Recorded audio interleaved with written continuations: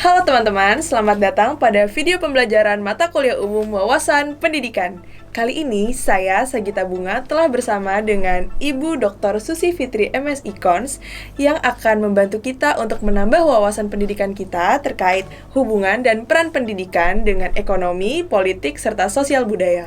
Tapi sebelum itu, saya akan menginformasikan kepada teman-teman bahwa produksi video ini telah mengikuti protokol kesehatan dan seluruh tim produksi telah mengikuti vaksinasi sebanyak 2 kali. Baik, mungkin langsung saja ya Bu. Seperti yang kita ketahui Bu, bahwa pendidikan merupakan salah satu hal yang dapat meningkatkan pertumbuhan ekonomi karena sumber daya manusia merupakan bagian utama dalam produksi ekonomi. Tetapi apa sih Bu implikasinya hal ini bagi pendidikan? Oke, nah teori ekonomi mengenai sumber daya manusia memang memprediksi bahwa semakin lama orang berpendidikan atau sekolah, maka dia artinya semakin terampil, semakin punya pengetahuan.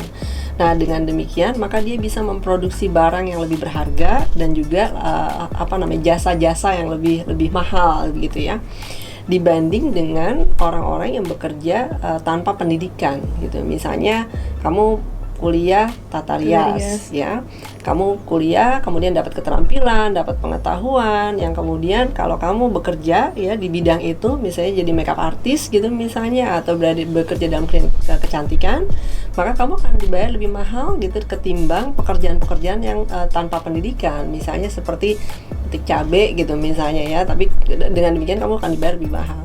Nah, maka asumsinya negara-negara yang memperluas sistem pendidikannya agar orang bisa berpendidikan gitu, artinya dia akan mengalami pertumbuhan ekonomi yang lebih baik gitu, karena orang-orangnya lebih terampil.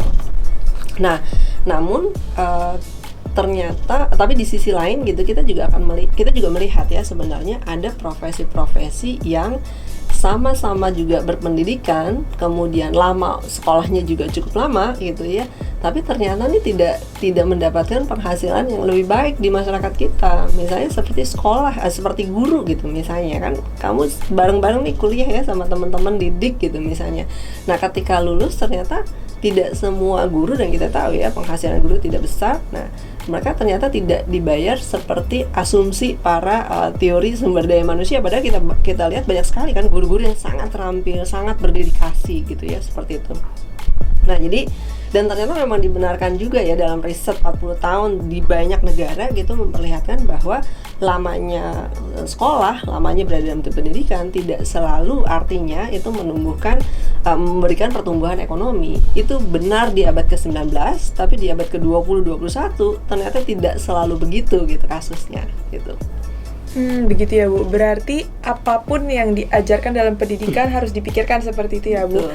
Namun apa sih Bu tujuannya bagi sebuah bangsa di luar dari segi ekonomi Bu? Nah, di sini kita akan belajar mengenai kaitan pendidikan dengan politik gitu ya. Nah, dunia politik itu kan berkaitan dengan keputusan-keputusan. Keputusan apa yang perlu dibuat, kemudian bagaimana membuat keputusannya, kemudian bagi siapa keputusan itu dibuat, apakah untuk semua orang atau segelintir orang, misalnya. Itu adalah pertanyaan-pertanyaan politik dalam dunia pendidikan. Apa yang diajarkan, apa yang boleh dan tidak boleh gitu, itu sebenarnya kurikulumnya akan seperti apa, mata pelajaran apa, itu sebenarnya bukan hanya berkaitan dengan kompetensi profesi, tapi dia juga berkaitan dengan politik gitu mengenai ini. Contoh nih misalnya ya, pemerintah atau pengambil keputusan dalam hal ini ingin menerapkan sistem zonasi misalnya. Nah, ketika dia akan mengambil keputusan atau dia mengambil keputusan tentang itu, dia berhadapan dengan kelompok masyarakat yang menganggap bahwa semua orang harus punya kesempatan yang sama untuk bisa sekolah di sekolah dekat rumahnya. Kita lihat misalnya banyak sekali sekolah-sekolah bagus, siswanya itu tidak berasal dari orang-orang dekat situ gitu.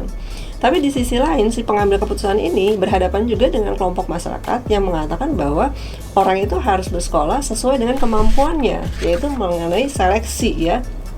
Jadi ada kelompok yang pro seleksi, ada kelompok yang pro zonasi. Nah, bagaimana memutuskan ini? Nah, itu adalah pertanyaan-pertanyaan politis gitu dalam hal ini. Nah, para pengambil keputusan harus memutuskan mana kebijakan yang harus diambil gitu. Oh begitu ya Bu, berarti kira-kira nih Bu, apa sih yang mempengaruhi dari keputusan-keputusan politik tersebut?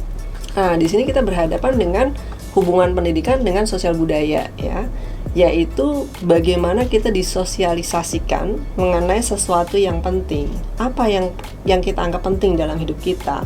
Kemudian dan itu akan disosialisasikan dalam generasi ke generasi. Misalnya, kenapa misalnya orang-orang tertentu memilih sekolah gitu, tapi orang-orang tertentu tidak, terutama untuk anak perempuan. Misalnya anak perempuan gak usah sekolah tinggi-tinggi deh gitu, nikah aja misalnya. Kenapa ada masyarakat yang seperti itu gitu. Itu berkaitan dengan apa yang dianggap penting oleh masyarakat itu.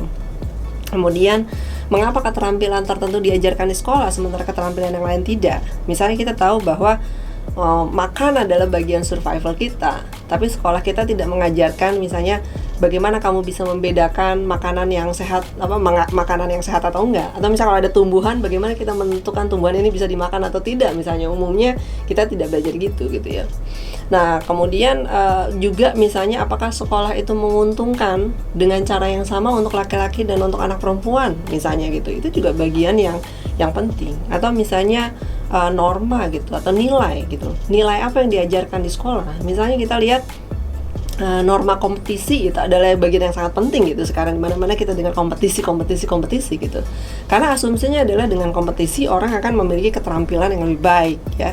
Tapi kita juga jangan lupa bahwa kompetisi juga membuat kita menerima begitu saja ketidaksetaraan adalah normal. Karena dalam kompetisi kan tidak setara ya gitu. Jadi wajar ada orang yang lebih baik, ada orang yang tidak lebih baik gitu misalnya gitu.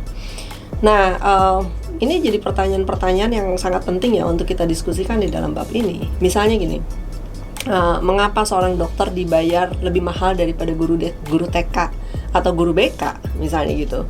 Kenapa pengacara itu penghasilannya lebih besar daripada guru seni misalnya gitu ya. Nah ini sebenarnya ada kaitannya dengan bagaimana sosial budaya menganggap penting profesi-profesi. Nah dari mana ini? Dari cara kita disosialisasikan mengenai apa yang penting. Nah seringkali kita mendapatkan jawaban bahwa itu berkaitan dengan resiko pekerjaan, kerumitan pekerjaan.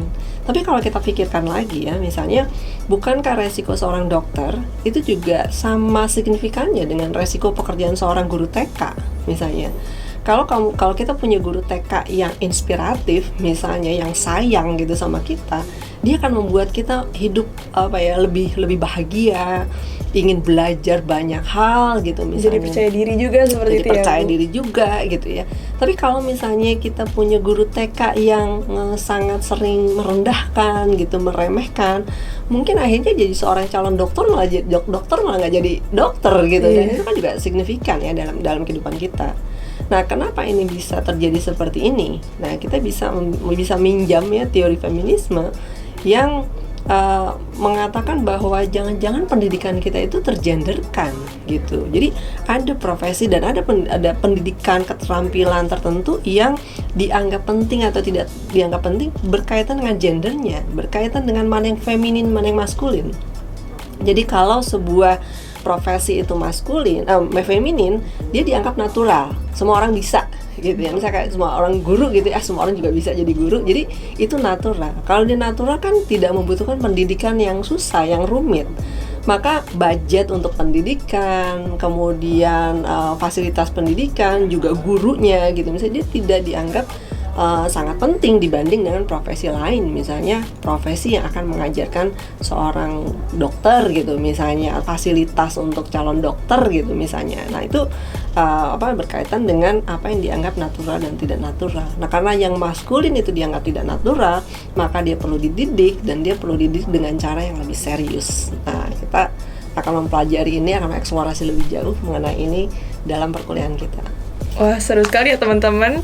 Itu dia materi pembahasan kita terkait hubungan dan juga peran pendidikan dengan ekonomi, politik, serta sosial budaya bersama Ibu Susi Fitri. Sampai berjumpa di video pembelajaran berikutnya. Dadah!